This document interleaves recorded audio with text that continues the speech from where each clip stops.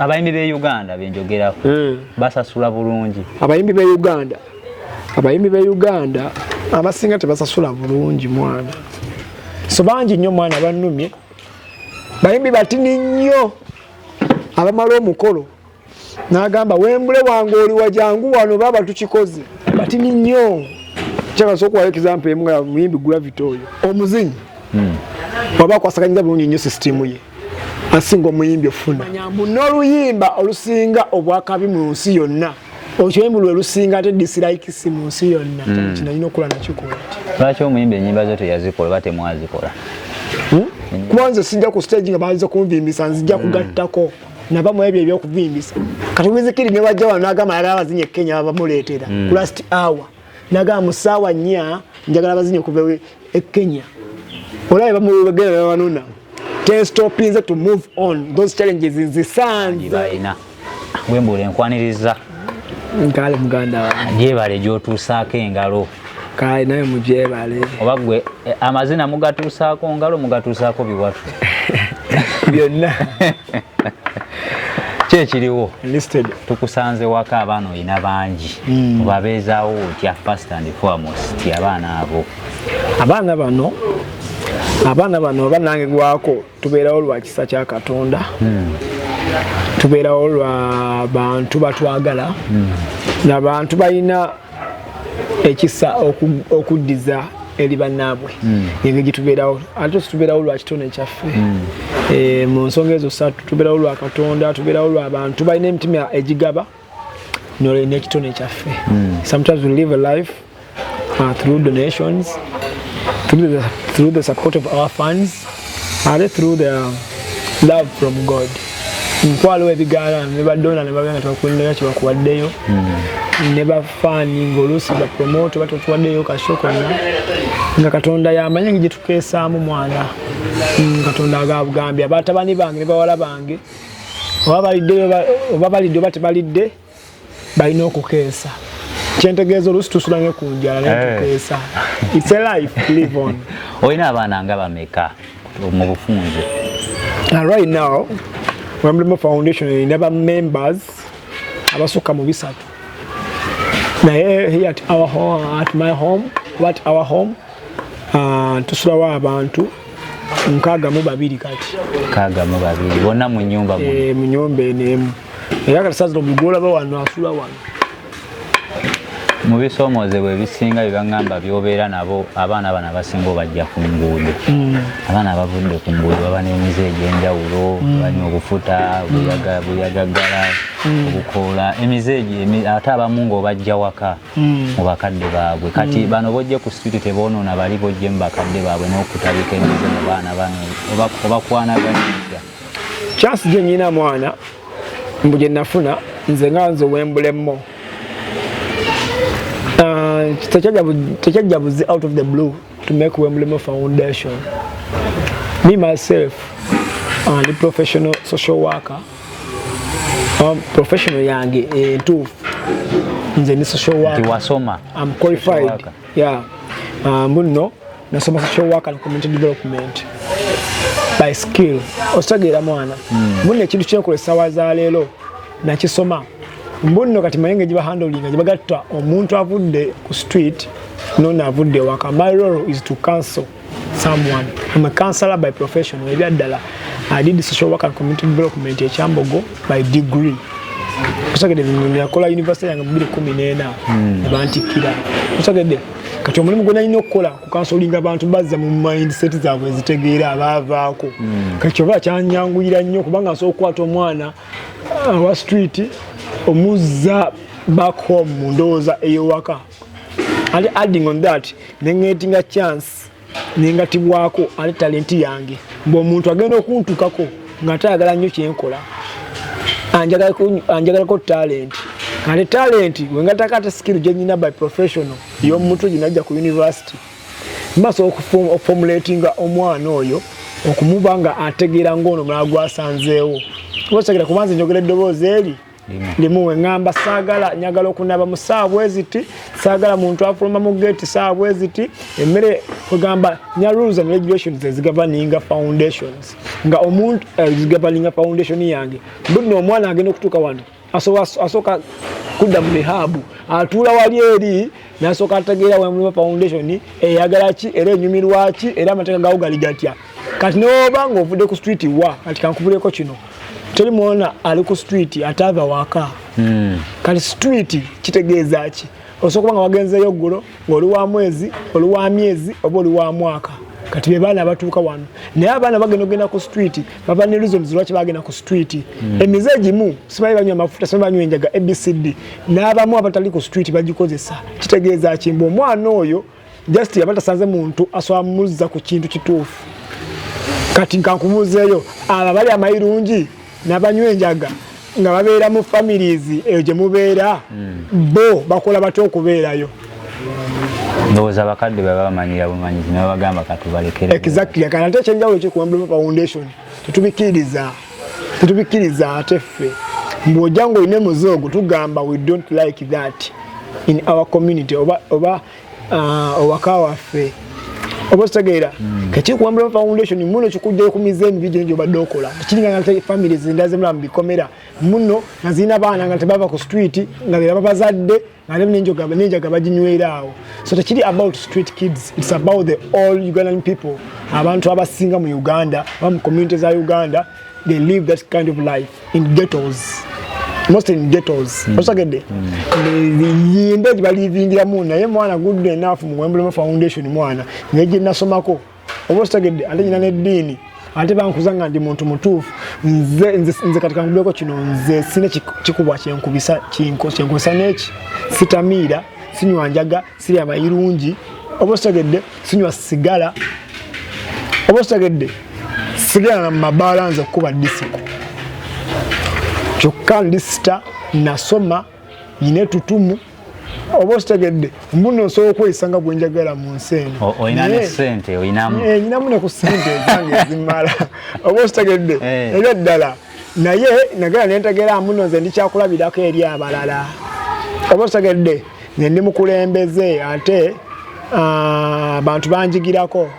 kati nyina okwekuuma nga abalala banjigirako kati omuntu oyo alina okuba nga yiyisa nga Wembly oyolabira wonna Wembly olina okuba nga weyisa ngaani nga Wembly osogera kwekuavoidinga moral habits ezo zoyogeddeko mu foundation eno omulimu omukulu gwe mulina gwa amazina mu industry gy'olimu ey'amazina mulimu ku ssente okwinspalinga omwana ali ayagala okujoyininga amazina mu industry y'amazina mulimu ku ssente mweziri ate nene esinga n'abayimbi oba esinga ne sectors endala okakasi naye olina okuba omugezi n'omala kyoyagala noyagala nnyo nekyokola oba osegedde era nga nyineka kugamba mu bintu bya art nze ndowooza amazina gano ge gasinga okuba nga ge gasinga obwangu n'okufuna gasinga omanyi lwaki omuzinyi asinga omuyimbi ofuna nyati wano e Uganda omuyimbi asinga omuzinyi ofuna waliwo ebintu ebyewunyisa bingi omuzinyi waba akwasaganyiza bulungi nnyo sisitimu ye asinga omuyimbi ofuna atya first of all costs z'omuzinyi size zimu nez'omuyimbi okukwata kaaliyayo giteeka mu bantu nze Wembly nazinira ku music wogwo wakuliyetinga okumanyikwa so omuyimbi yalina kuliyetinga music we nganaddemu ssente okumanyikwa osegedde kati wemmanyikwa tudde kukya awo nfunye ntya ssente kati waidi science nfunye ntya ssente kuba kati oli omuyimbi bw'atandika okumanyikwa yalina tatekwata okutandika okuzza ssente zeyateekamu nze entandika okukwaa okumanyikwa nesente ze bampa nti ndya buliisi kuba saateekamu kati ntandika okwagala oteekamu creatingawo something bigger bla bla bla bla bla kati gye bayita mbuno kati ate maze okumanyikwa kanata oseze mangeno ofuna ate zibanzibu oba okitegeera kuba sibakonze omuzinyi amaaso saziza ofuna ssente siza stage ngeza abayimbi omuyimbi alina agenda ku stage ate omuzinyi tekikwetagisa okugenda ku stage ofuna ssente so okuzinira online n'ofuna ssente exactly musobola okundikoodinga nga nzina essaawa za leero nenfuna ssente so nze okuyimba n'okuzina ntwala kuzina olina byofunyeeko mu kuzina ng'obifunidde ebyomu mazina ng'ovudde ku bino ebyokusoma ne foundation nga singa si kuzina singa tobifunye bingi ekisooka nfunye emikwano mingi nnyo mwana singa si kuzina saali gifunye funye abantu bangi emikwano mingi abanjagala oba okitegedde mu Uganda n'ebweru wa Uganda ntambudde amawanga mangi nga ntambulidde ku talenti yange nesigenda nko Bulaaya nga ngenze kusuubula oba nga ngenze kukyala osagedde weka omulundi ogumu we nagendako okulaba famire yange osagedde naye ate nnyo nginasooka okuzirinnya we bati nagirinnya lwa talenti Kenzo yagintwalamu ngenze kuzina mazina South Africa Kenzo yasooka okulinnyisa nnyo osagedde enyinyi zonna zisigadde zizaawo simanyi ngenze mu America wa ngenze lwa talenti naye abantu babeera wano ng'anoonya engeri gy'afuna ka visa agenda akole atereze ekika kye ne family osagedde omuntu jasinga ninga agendako wano Dubai naye ng'atunze mataka nga bamusondedde nasogera mu America nga bwenjagala nenkomawo osagedde mwana naye nga aliwo omuntu anoonyeza visa ataddemu sene nga mugagga nga sente n'okunsinga naye nga mwana tafuna visa ezo you understand bro so I'm so proud kati ebintu byenfunyemu ekyokubiri makinze muzadde wange proud naye kya mugaso nnyo kwa mwana muzadde wange famire yange etwatalika ebintu bino ng'omanyi mu communities babiranga ebyekiyaayi naye kyasanyu nnyo mu ssaawa za leero muzadde wange naye yali abiŋŋaana kuba neyita Wembly naŋŋamba ng'ogendayo ng'obuuza Wembly ewaffe bagamba Wembly wano situmuzaala tuzaala Moses okitegedde naye essaawa za leero naye kenyini waba atambula agamba nze maama Wembly are you so proud about me era nasanyuka nnyo kulanga namu making us so proud okitegedde nze maama Wembly okitegedde ale nange naye kyakyenfunyemu nfunye obumativu munze ndabyeko ku laavu y'abantu nentegera mu njagalwa okitegedde muganda wange okyetulabanga ku bantu 100 nga bakwagala gwe ogera balaba ofudde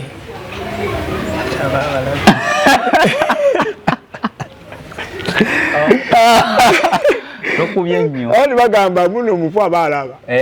omuzimu gubaawo mu bbanga ogera balaba ofudde oba tofuse sita oba ogabalawo ku mbaga era okumbaga bayinza okuba balimba nga bazze kulya tebakwagala nzizireyo ku muntu nga nkaabira amaziga nagamba Wembly I love you ng'akaaba amaziga naye ku muntu nga nsasulira ssente okundaba ndabyeyo ku muntu ng'awunga nga ndabye naye ku muntu nga mpa ebintu olwakyendi kankuwe kino kankufuuwe you know kati mwana ekino kyo kifunyemu ndabyemu real love mu nsi ya Uganda eno mu nsi eno abantu baagala abantu bwekyamakawo wa neighbor nosabe ku mazzi ono gye twakyama nga tusaba twatugenda gye tuvuga nga tugenda ku show ne tukyama nga aliwo abaagala okwetereezaamu ne tubuuza ttooyi naye omukazi yagala otuwa ttooyi ekinnya obunnya abantu tebayamba abantu tebaagala abantu ne mwana oba ofunye chance n'okulavuya abantu it's a blessing mu bintu ebingi byofunye n'okwagalwa kw'oyagaddwa ate nfunyemu n'abaana anti era wembadde nzijjaawo wennyini so nfunyemu ebintu bingi mwana mu bintu ebingi n'okwagala kw'oyagaddwa abantu bwe balinnya ku stage ne bakukubira enduulu abakyala mwe bajjira n'ebintu ebiringa ebyo ate olina abaana bangi wano gwe family wise olina abaana ofunyemu ku bakyala abazze ne bakukubira enduulu n'ofundikira ng'obazaddemu ku baana sikikozeko ekyo sikifunyeeko family wise sikifunyeeko naye nyina abaana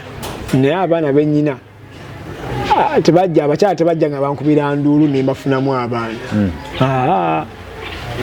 oba okitegedde eyo n'enduulu gye nfunye abakyala nziragera ne mbasumbuwa byange eyo oyogedde ku bakyala si bakyala abaana basanga budde omugabo oyo wabakyala ogambye bakyala era amagenzi janti akageri koyogedde ku bakyala balinga bameka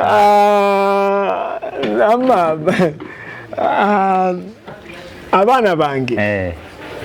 sigenze musimanyi nga ngendeyo simanyi nga bankubira endulu yenge gye mbafunamu no nedda osegedde nze yanoonya abaana bange oba osegedde nze yabanoonya mungeri nagye nabanoonya nze yabanoonya ngwekyo bagamba okunoonya era nasumbuwakana nnyo nga mbanoonya paka we nabafuna nosimba katonda mulungi nnyo mbunange nenzalayo abaana yagamba muno dadi Wembly nga nomwana mpita dadi abaana obeera nawo wano mu foundation I'm having 3 kids nina abaana basatu omba mwita Danini omulala mwita Danishi omulala mwita Dalina abeera mu foundation tabira no foundation be bali bayogedde bagenda okulako ku family eyo bazungu ba Black America bazungu byonna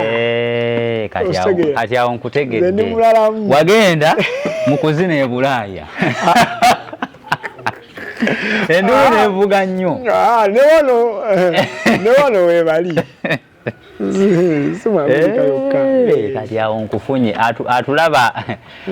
kyokola kyonna kikolere ddala ogenda e Bulaaya bana batera okugendayo abayimbi bendaba si kyekyo basimbire eddala emugongo vibes agenda London essaawa kambuza osimba omugongo ng'ofuna kale gw'olinda kyo simba nyinza okuba nga nkyali wemba nasimba dda sasimba mugongo ndeka okitegera mwana naye otherwise nyina abaana basatu mwana okitegera naye nga nyina bangi nyayo n'abalongo abasalongo si kyekyo njafunayo n'abalongo nange ndi saawa oyina bambamu ssebusaawa otegedde zale mba n'obusobozi nyazaala abaana ndowooza nga 100 oyagala foundation nga y'abaana bo si abaana bange kuba mulama gwa foundation si gwa abaana bange ngo gwali mulala naye nze nyaga kuzaala abaana nga 10 oyagala nnyo abaana amazima goma kye bayita abaana bugagga bwa nsi eno wali ofunyeyo ku mukazi omusoga nedda wetwali tusoma edda baatugamba nti abakazi abasoga be basinga okubeera fatayiro mu ggwanga Uganda gwaŋŋamba mu Buganda wano mu region omukazi waba azadde nnyo ono average azaala abaana 6 mu Buganda naye ate mu Busoga ono average buli mukazi azaala abaana 13 ekitono omukazi w'e Busoga Katondoma Busoga oli promoting Busoga nkulaba oli Musoga adi ongambe yagala abaana naye amazima nze geddala nze nemba n'obusobozi nyazaala abaana nga 10 ekiri nyaga kisoboka na obuzibu ki tewali buzibu obusobozi obulina obusobozi balabirira gwemba n'obusobozi yakyenjagala amazima sina problem ku okuteeka living ku nsi nze mama wange yazaala abaana 11 bamwewuunya mu 11 muli Wembly baddest yazaala basatu senga toli saaliwo kuba nze ow'okusatu mu baasembayo siteera senga yakoma ku 8 senga tetukuyina senga temunyina kitegeeza nze wenzaala 10 mu 10 ekyo bwe mugenda kuba pulezidenti kwa minisita ngo kuba Wembly ngo kuba muyimbi gomanye 10 wamba nga lukirina taata omukicho bayita omwana erizo ni lwaki oli wano omuntu oba ino obusobozi okuteekawo omuntu ku nsi muganda wange tumanyi kyoba okoze anyway nga tuli ku foundation eyo anaddala mbadde twogera nti omulimu gwa foundation omukulu gwe tumanyi gwe mukola kuzina simanyi waliyo emirimu emirala gye mukola naye omukulu egubanga gwa kuzina okuzina waliwo omuntu yakuinspiring okujja mu mazina simanyi oba gyali oba taliiyo naye ate naawe wobaddemu olina boinspirinze bangi ne bagenda ku stages ennene ne bagenda awantu awanene n'abangi bokya inspiringa gwe nga Wembly Foundation ne Wembly Dance mazina group wawe wosuubira okugenda oba woyagala Wembly Foundation nga dance group okugituusa stage koyagala okugituusa kwenyala ogituusa Wembly Foundation njagituusa ku level bweti nsaba Katonda mpa obusobozi Wembly Foundation efune ekitebe kyayo baana wenyini wetuli nakuliko essomero kuliko ebisulo kuliko tulima emmere osagedde ngera Wembly Foundation omuntu nawe yetaga ekintu kibeta art mu Uganda ojja ku Wembly Foundation nga America olina America's Got Talent abo bagayi nagenda mu America omwaka ogwo guwedde naye natuukayo nga mazima ddala America's Got Talent nyagala Wembly Foundation has got talent oba Uganda's got talent ebeere ng'etandikidde wano kyenjagala ale ekintu kino kibeerewo for life ne ndiba nvudde mu nsi eno kiyasigira kitambula mu ggwanga lya Uganda oba kitegedde nyagala ku makya nga Wembly Foundation erina ekitebe kyayo kwana tulimu atupangisa oba kitegedde nkolewo theater y'amazina ngola theater la bonita ngesinga ko theater la bonita obunene obusagedde ntekewo ekifo kyanga kya basketball ntekewo ekyanga kya mupiira ntekewo nga kugamba youth center ng'osanga kibata talent ya Uganda yonna naye nga omulamu omutuufu the main focus about the main view bakita foundation yakyo nga ya dance kyovula bano olaba waliwo omwana omuyimbi waliwo wa comedy waliwo wa dance waliwo anoonya okwezuula kino kyagala obbeera obosagedde picture yodde nagiragadde abantu kyenjagala okufuuka oba okufuula Wembly Foundation kati kitegeeza ki ng'essomero tusomesa mbali ta Wembly Foundation primary school wabeewo ne Wembly Foundation secondary school wabeewo ne Wembly Foundation university obosagedde ng'ate Wembly Foundation ffe bennyini ffe tuweewa emirimu ng'omwana yennyini abadde akulidde wano wanale wabeera omulimu gwo gwennyini ate gafate mu employinga kuba tujja kuba tukola ssente kuba skill tujja kuba tufulumiza nnyingi n'abantu abamanyi tujja kuba tufulumiza baki bangi nga basobola okuaninga ssente oba okukola ssente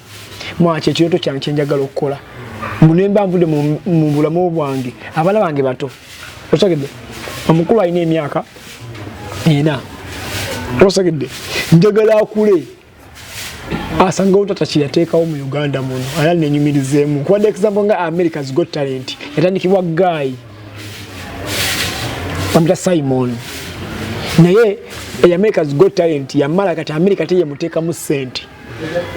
eyina ekyalo kiramba eyina abakozi balinga mutwalo era yesinga mu nsi yonna obanga tambuzi kibaite kyamazina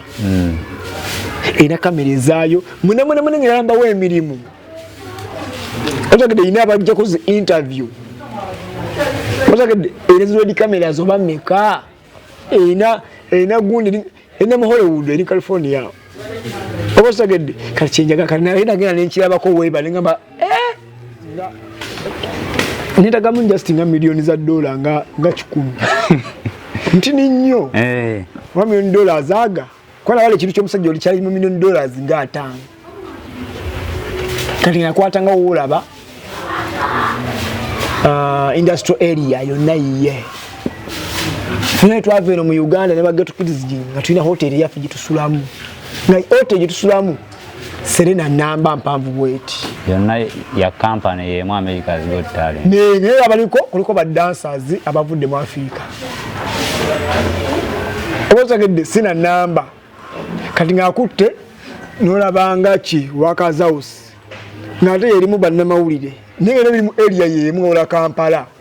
industry yazimba ekintu mwana castinga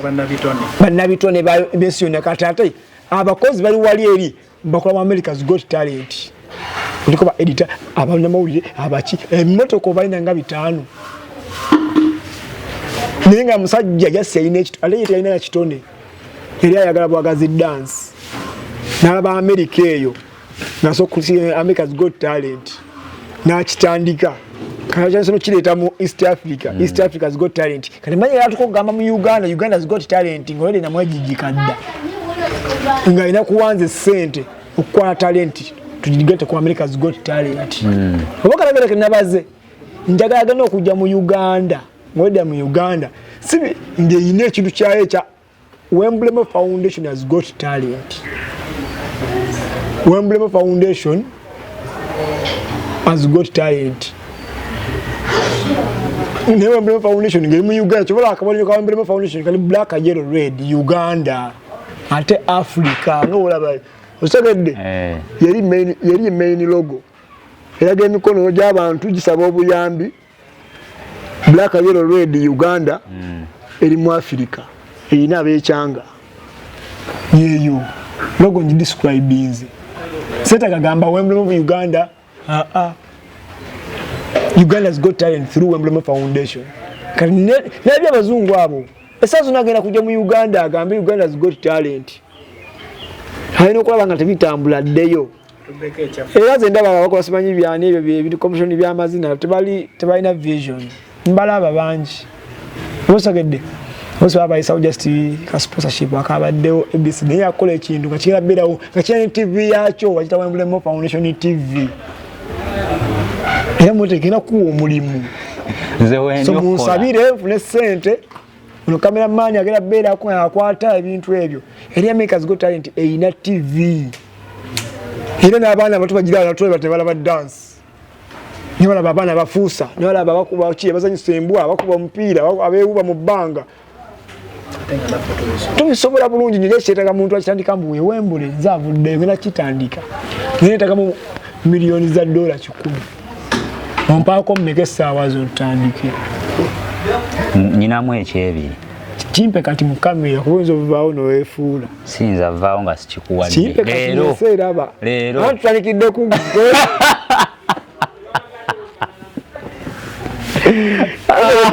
Uganda ina abaana bali talented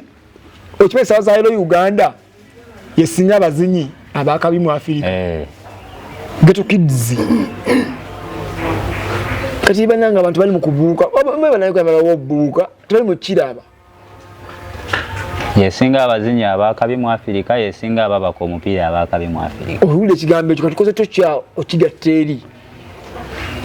Ghetto Kids wano yali yagenda ne Global World Cup mu nsi yonna abazinyi bagenda wa Global World Cup ngomanye enseri mwensi mmeka abazinyi bameka ne batunulira na nseho sitinze ne bagamba abazinyi balina bava mu Uganda mu Africa temwabalaba mu kyogamba ne bagulawo African Cup temwabalabye twabalabye katukuzo tubayamba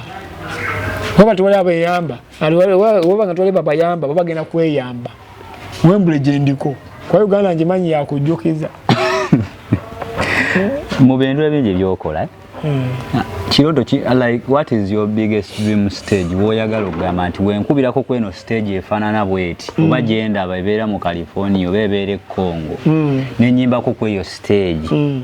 ne wesiddamu kuzina ne wesiddamu kukola kintu kirala kyonna nensigala mu foundation yankugiddukanya wenzinirako mu Wembly Stadium mu Wembly Stadium London it is my dream stage Wembly Stadium kyekisawe kisinga obunene mu nsi yonna kitegeeza be bantu benja kimininga kinene beside my name mbuno eri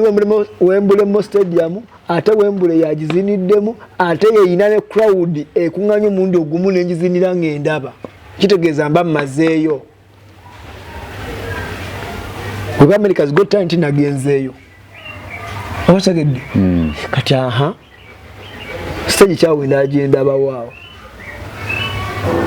era kuba Wembly Stadium ekyo kisaawe ekyo oba nkiziniddeko ntya oba ntya nga nkiyimiriddeko wemba sinze either Wembly Foundation ezinireko omutima gwena kuba mu mativu ye stage gye neegomba ogamba musenga ngituukako zino endala nazo nzeegomba naye njasigala ngibanja neegombogalako ku BET simanyi Grammy naye nze ze tezimalaayo gye ndi Wembly endalamu ane kale muyimbi kinagikuba bwati ensi yonna ewuuma erizo lwaki bamita Wembly mo erinnya walijja ku kisaawe kya ku kisaawe naye ng'alina inspiration najija waliwo gayi yali asoma kasawo gye nasomera secondary yange kasawo SSA Kayunga yali yayita Wembly ewabano wabajja abeera osagedde ere kabimbiri awo oga yayita Wembly nga musinya 5 ng'avimba ngalaga wakabi nze ni musinya 1 gayi ndaba wakabi tuka Wembly biseera ebyo ye trendinga Wembly erage kuba abantu emiggo kwata ababbi nga ya tabu nga security force mu Uganda wono elinga mu mugezi wala yita Wembly akola kiki ngatiisa wenadde kajjanse waffe ngene jina nibasinye wano inaita Wembly ne ngamba kansoke nimba abe okukyalo bano era ne bakanyoma mta Wembly kyakwatirawo nina gena ku stage yange first stage nga ngezo performinga neita Wembly mo ate Wembly Moses mo ye Moses osagede ate ebiseera ebyo nalowooza muze amagezi gange gampambu no kasawo ite erinnya eritiisa oba wakabi kubera nabawo kamiliyoni apalasa ebiseera ebyo erasoma kasawo nga yayita Lizard ningamba olwoba kawe ekino Madi Tiger bandambula Madi Tiger nguno kweta oguntu ntwalo nonye kisolosolawo kye neetuuma nga sikiraba Nchimba chetumye Snoop Dogg nengamba netume chichi ngino kusangayo omuvubuko oyo na muntu nuli awe batisoyo bajali naye badde yenge wenyogera interview no nagira basobola okujjukira n'abali ebiseera kasawo otagedde kati chaviraawo beno kwita Wembly kajjansa musinia wa masina nawo ne bayakwetuma bintu sinia 12 agamba Wembly muganda wange yazeke kajjanso netwala bana naye odiegana nandyagala nditiisa ginalyo omuto kati nebagatako gamba tata wange wa Wembly nentandiko kyeyita gononzigo siri wa bulijjo gwe ngamba tiisa obosagedde Wembly nafuka Wembly mo esawa ya leero era mwana erinnya lyange eryo lino okuwulira lina eminingi nyingi n'ekisaawe bakita Wembly ekisinga nebigattagattaawo mulabira ddala ng'oli top 10 nga ndi top 10 era mmaliriza era nfuukiddewo top 10 wa badansa mu dansi eno gye twogerako essaawa eno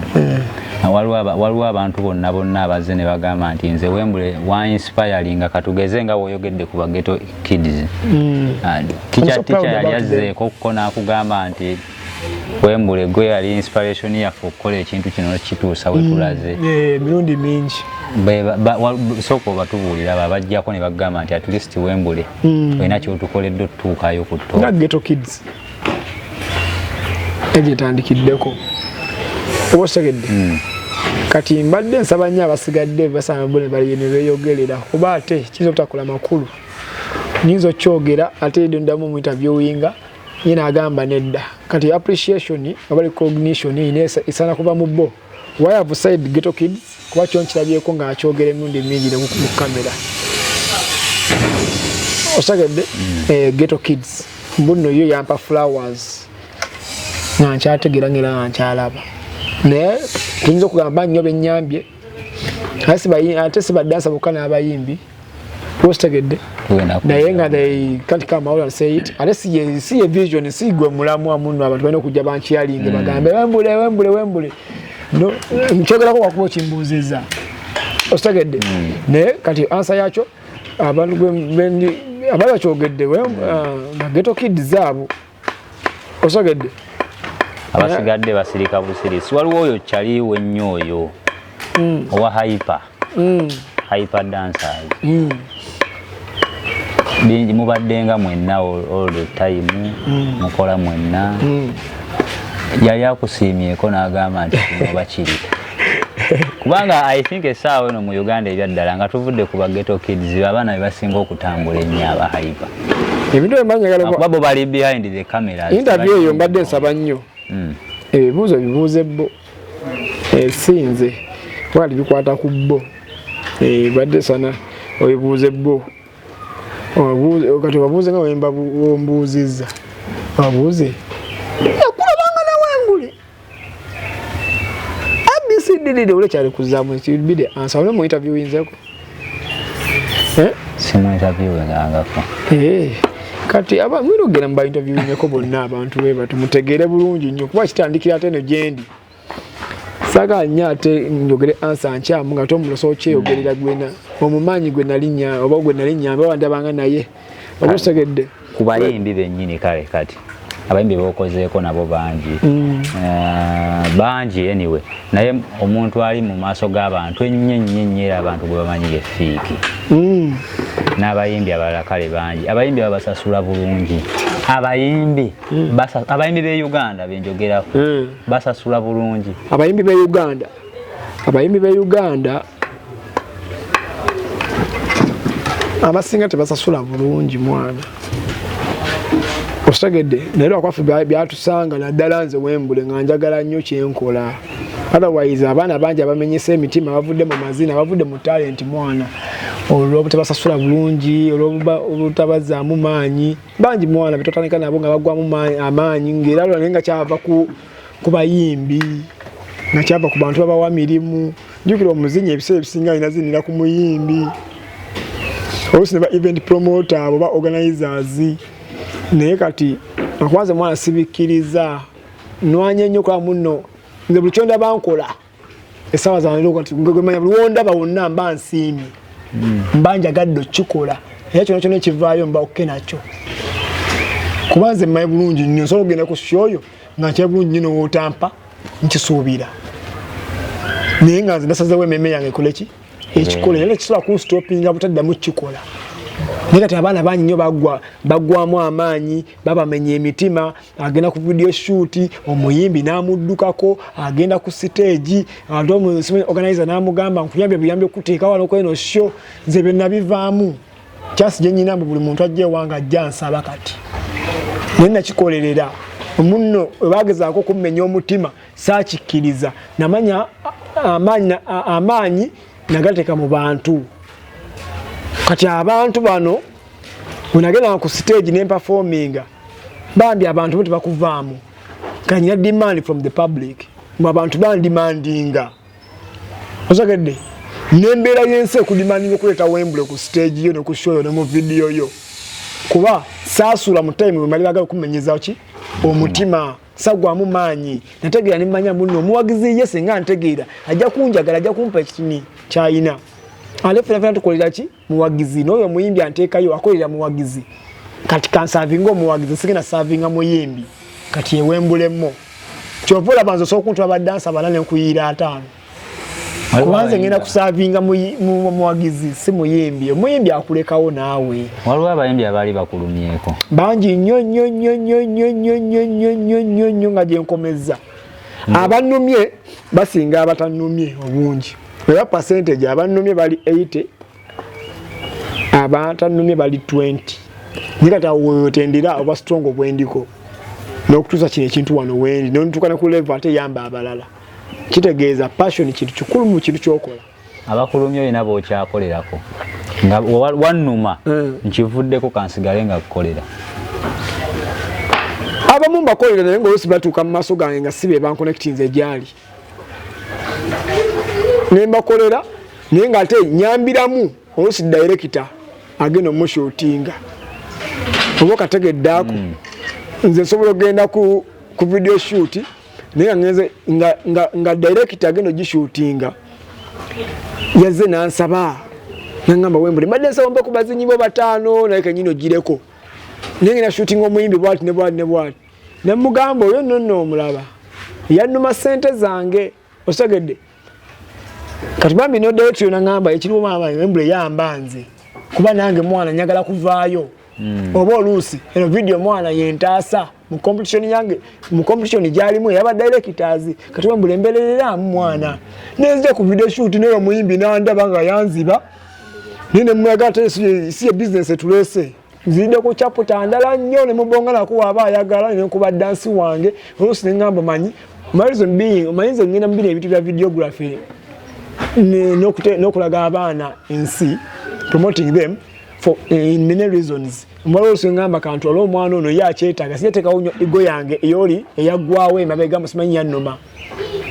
amsewo kino maso gaono so banji nnyo mwana bannumye naye mwana kubakulumya abangi olina kusobola okugamba nti ono bukyanga nnuma sente zoono zannuma sente zoono zannuma zaali nnyingi oba si ekyo nga walina ekizibu kyoyagala ovaamu amangu ago ate n'atakuwa ssente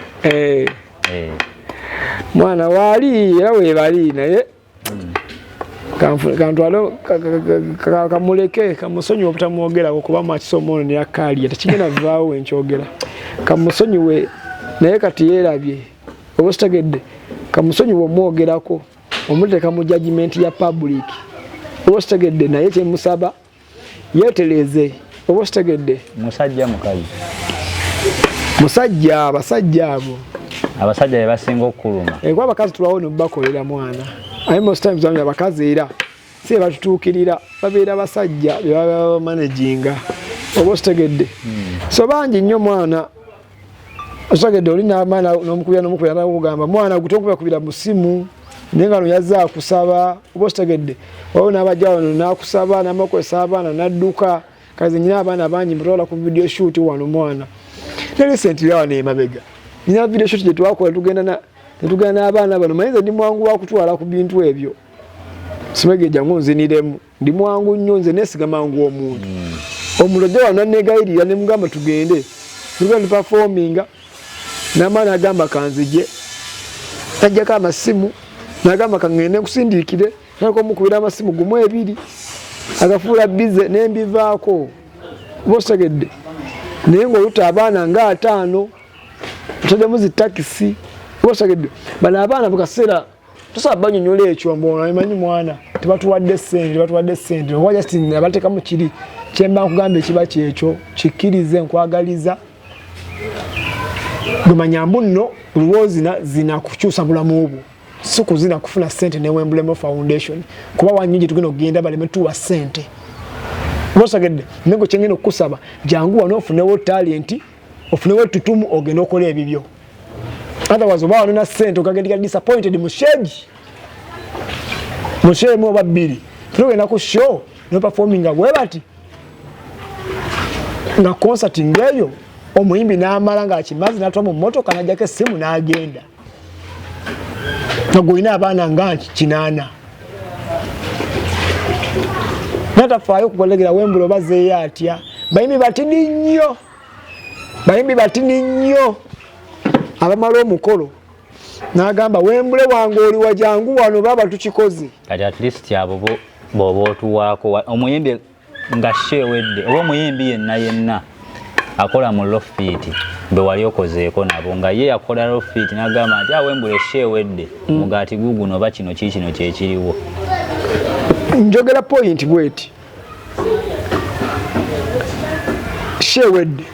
n'agamba ng'olwo gye tuli ffenna era jangu neekwese mu kafuwe kati ebintu bikoze ffenna tukyali biffenna tubimaze weebale nnyo mwana kati tukoze tutya osogedde batini nnyo kyakasobola okuwayo example emu nga muyimbi Gravity oyo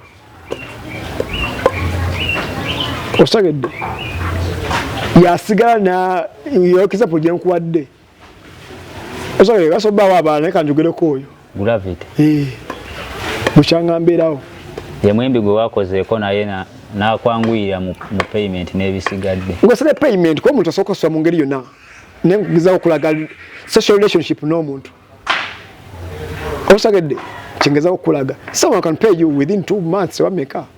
naye nga bw'ayagala naye nkulaza ekintu kyeŋŋamba muno tumaze okukola tukyali ffenna osagedde mutujja oyo osagedde kuba omumbuuza omanyi lwaki mwogedde kubona yali yasokola nagamba nti Wembly bakubuza kitu ekyo sinesi bwentu bwenkola sikazange siri mwerufu ala tuli mu mazima tuli mu reality eno reality TV show Kusagedde mwana mu bayimbi abangi bokoledde ne fiki mwagwira era tumanyi kuva way back ku Kachima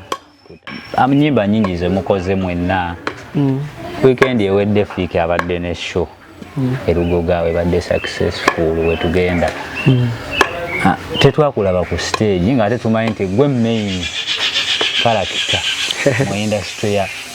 mu music industry mu line ya fiki kiki ekyabaawo show yali etya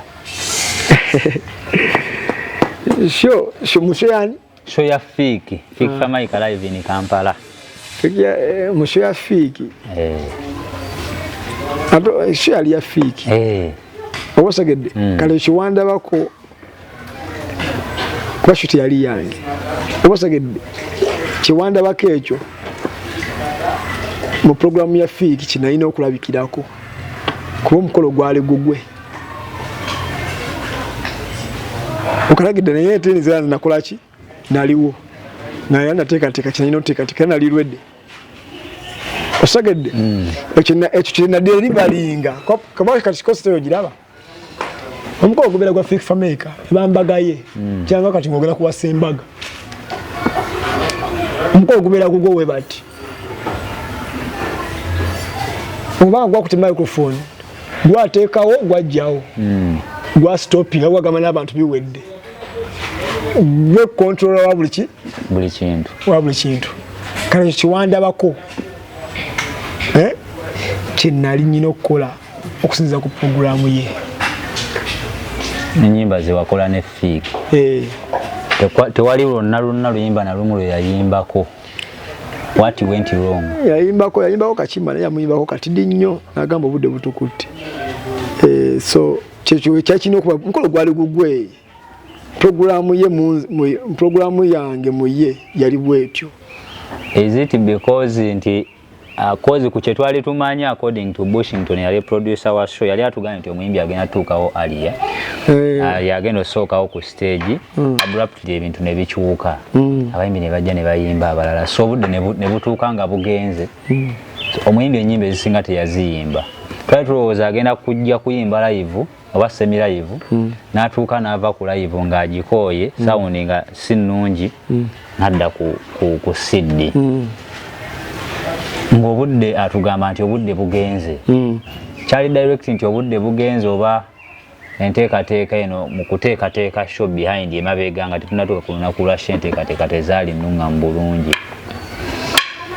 ntenyinza okuba ku ndowooza eyo mwana kyali beyond me osogera ekya production kyali beyond me naye kinyinza otegera mu bintu bya art oba mu bintu bya production wabeewo kye bayita wabeewo ebigwa tebiraze nga bisobola okukyukamu kati naye bino bikosa experience era okavalinga eddibu eryo osogedde okavalinga eddibu eryo kiyinza okuba yalina ogenda ku stage ssaawa 2 wabirawo enkyukakyuka naye era enkyukakyuka eyo tegana ate bantu kuyimba oba okitegedde kitegeeza omuyimbi waba teyayi kubeera kubirako ba guest artists right kitegeeza waba abadde alina kuyimba ku ssaawa 2 for example fiki alina kuyimba ku ssaawa 2 waba talinde ku ssaawa 2 mweyo space abayimbi ate abali badde bayimba eno wakati ebalina okuddawa ku 2 simple mathematics time mugiyuzinze bulungi nnyo nabo kimisiga mu nteeko just appearance y'okukyusa aba ni mu mupiira bibaamu musobola okujja nga line up y'abantu 11 ono yagere mu ggolo olw'endiba n'ekyuka mu kisenga mwakatandika abadde golokipa anadda mu maaso defenda anadda ate mu ggolo babaamu ready awo tekitegeeza gamba ate gemu temugiwangule you understand just alina kuba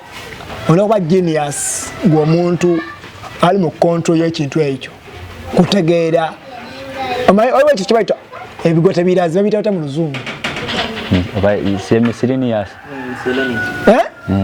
kakogere nkawulire miscellaneous yasho eyali miscellaneous yasho olegedde we programmed the Fameica to be on stage by 8:30. Mufuna or miscellaneous nga mwino nze wemba singanze yali mu control everything na bino chuka mukati dinyo Fameica aje kutama yagira muje nga yasanye nga wagambye kati then in this through this gap to be covered up by the artists who do have performed in the middle of the performance.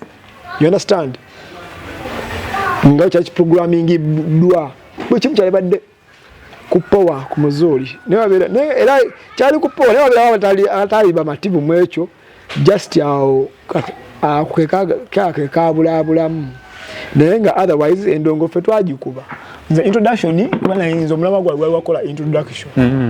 wajikolera munzikiza introduction y'abantu bangi tebagiraba introduction kaya asazange nyingi nenga introduction y'abantu bangi tebagiraba kola ita n'enchuma yangawo maso yasoka ola abantu tebagiraba introduction y'abantu tebagiraba yali Messi yange yali Messi yaki yali ya Messi ya ba producer bebye ebintu ebirala nzo mulimu gwa yali Bushington kati awo golino buuza lwaki tigaliko nzo mulimu gwange gwa kukola Wembly ibirawo zina oleto muyimbi ku stage era zina kikola kakati e show webege e concert ngeye baka abantu bangi ababeera part of the production osogadde mbono webako ngainako main producer running byonna. You understand? Main producer running byonna. Kimwe katako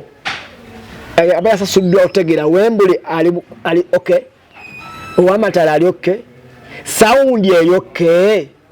But security abayino okubanga bakuma stage bali okay. Fameica ali okay. We mulimu goyo producer running overall. Wembly. Okalageda akantu wako. Bushington yali producer wa She. Wagamba. Wagamba kati yalina okubanga ali answerable otegera Wembly ayimiridde ate akamata getwadde Wembly geggo segeza gaba geggo yasalawo okumpa. Fiki wabanga sound yalina kuba erotyo yali answerable. Bukimu yabaye answerable. Kuba yaba overall wabanga yugogandi. Wembly da Bushington kunako. Kubena nnyo nga kimwe ozekanika Wembly mugenda labisa abantu. Nga ino stopping out ka Wembly jengo ngoli munafu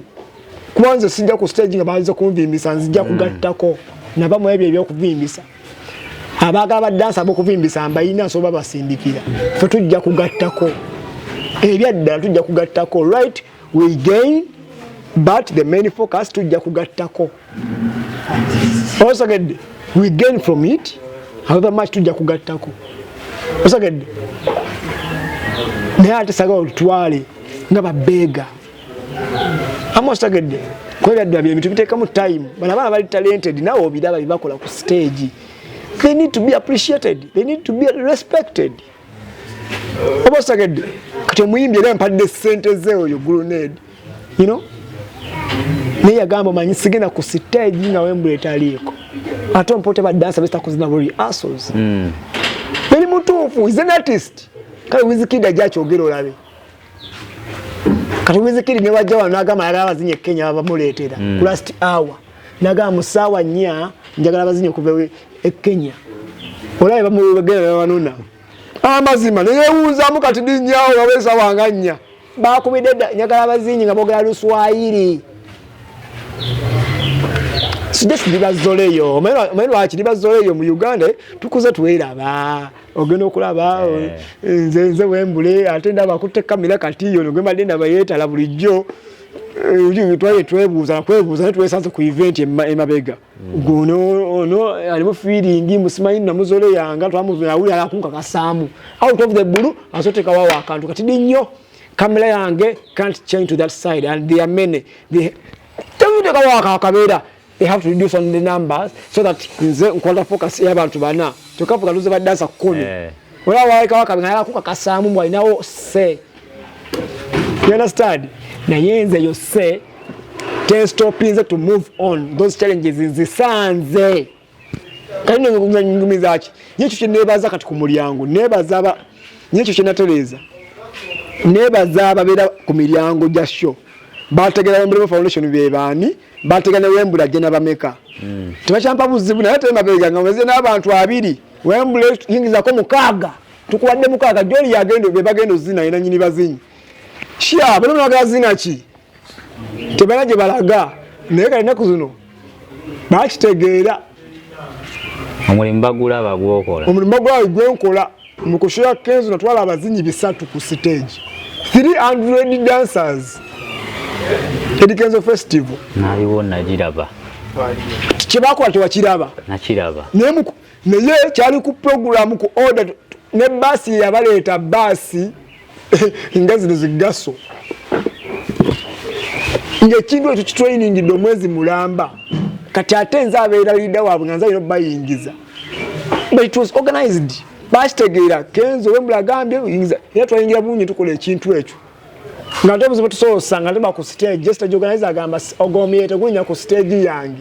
kati nolaba okunyigiriza nga yakikola by force olwa boss wange kiyangambye nanyo gamba mwamukoleze ebitibu lyomu mbagala ku stage kati abantu 12 tusaba stopping time etu sebana dio mikisi nga wena yingiza kibuli twalinyisako kibuli yake twakola twakiraba nakiraba stage yagwa teyagwa okayegedde stage teyagwa just abantu abamu tulina bayigiriza okayegedde kati bayiga oba otegedde bayigiriza naye kati obuzibu buli ku stage awo kati tutuuseewo katutawuli ku stage awo otegedde kalinga kushiya fiki noza walaba abaana nyingizaako ekiringa ekisooka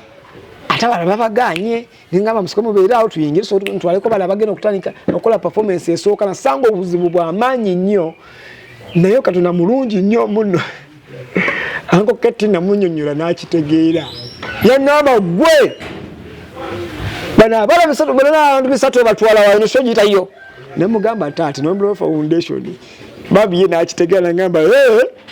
bayingire Nicha musokola kirabangako naye n'abakkiriza ne bayingira naye nkomo ne mbayingiza abali basigadde n'ebweru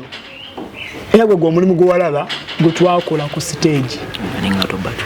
concert says oziraba sometimes tuzi organizing away tuti omulagamba ba dancer 10 how do they come how did that number reach to dancers 10 kibala wekiti engere nyimba gizibera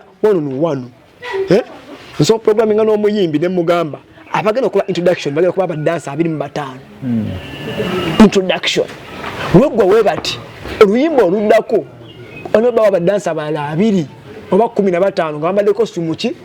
ndala nga bo bano vaako kwata budde bakukyusa bano bakole ki bayingire be bazinya wameka ana kayali bagamba ate wakati awo lwelete kuba wala bokka 2 nga bambadde silver baba vaayo webati tuyingize ate obwana obuto abambadde webuti enamba egeze mu mmeka mu 10 kalunyiza Wembly osogedde blood kizibu kye ekyaliwo ekikulu ekyayonoona show ya fiiki emabega eyo gwoli kyaliwa fiiki era mwalinga mwenna nga mwogera kiki ekyatta show gwe kyewalaba ekyatta show wagirabamu yali successful ate mwebale kujja mu bungi however much waliwo ate negativity tezigwamu mu bantu they are there to criticize gwemanya mbu n'oluyimba olusinga obwakabi mu nsi yonna oluyimba lwelusinga ate dislikes mu nsi yonna kitegeeza ki mulimu omuntu yenga ekyamanyi kutapinga unlike no yenga gyaliko yo no nze ndi ku no obategedde okugamba yoki naye nga ali majority otunulyanga nnyo majority egamba show is successful and show yali successful yali yakabi fiki yabayimbira abantu ennyimba nnyingi nnyo yabawa kibayitaaga they came to see Fameica bamulaba bajja abayimbira ennyimba ziyayimba yazibayimbira obubaka bwa fiki obategedde. So otherwise, thank you so much for supporting Fameica. Thank you so much for supporting Wembly Foundation. I remember kuwagana bayimbi ba Uganda bonna. Kwa mwana Fiki is a young boy. Okubanga mwana kuba cricket over. It is not easy. Si changu boy. Bajitia. Abantu bayimbi banji bajitia. So it's a blessing. Big up on yourself Fameica and big up on yourself abantu ba Uganda. Aba supporting talent za Uganda, abana abato, abantu abakulu, aba supporting talent ya Uganda. So tumalirize n'obubaka bwa Bushington. Bushington, big up yourself. Wewe bali kwasaganyiza ku fiki. Wewe bali kuyamba ku fiki mukwasaganyirizaako kyo mukolirako, big up yourself. Otherwise Uganda you're not large, the event organizers bonna abali ko buli muntu ya supporting Africa Fameica buli ayina ko yakola, big up yourself.